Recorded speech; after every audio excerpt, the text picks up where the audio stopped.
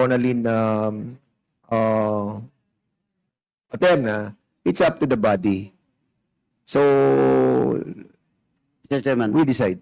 Yes, Congressman Mr. Paduan. Chairman, just this morning, I have a motion to contempt Ms. Baterna, but I hold it because we give her a chance now to answer truthfully. Well, in fact, I already explained what is contempt. Tinagalog pa natin. So, alam niya na. Alam niya na yung consequence ng pagsisinungaling sa hearing na to. So, with that, Mr. Chairman, I move to cite in contempt Ms. Baterna in violation of our internal laws, Section 11, paragraph C of our rules. The violation is refusal to answer questions from the members of this committee. In short, she is lying, Mr. Chairman. So move, Mr. Chairman.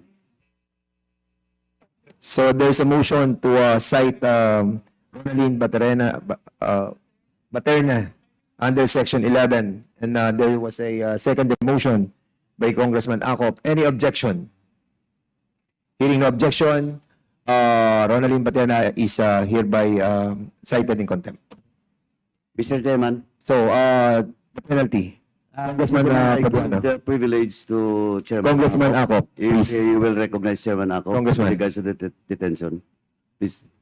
Mr. Chair, may I move that the penalty given to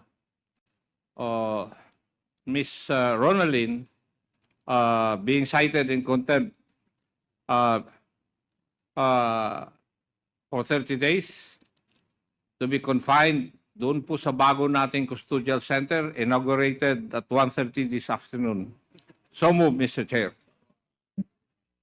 So there's a motion put the resource speaker in the premises of the House of Representatives for 30 days. Is there a second motion? Second motion. There's a second motion. Any objection? Hearing none, the said motion is now approved. Okay, so hindi kami masaya. Akala nyo masaya kami sa ginagawa namin. Nahirapan po kami. Trabaho namin to and we have to do our job. Hindi kayo nakikikooperate. Please, tulungan po natin ang ating bansa. Mr. Okay, Chair, any motion to for suspension? Mr. Chair, just Congressman, may I ask one question to sige, go ahead, Congressman Abante. Attorney Roque, please. Yes, Mr. Chair. On August 6, 2024, this committee received a letter from Ronaldo Cruz and Nila Cruz de Guzman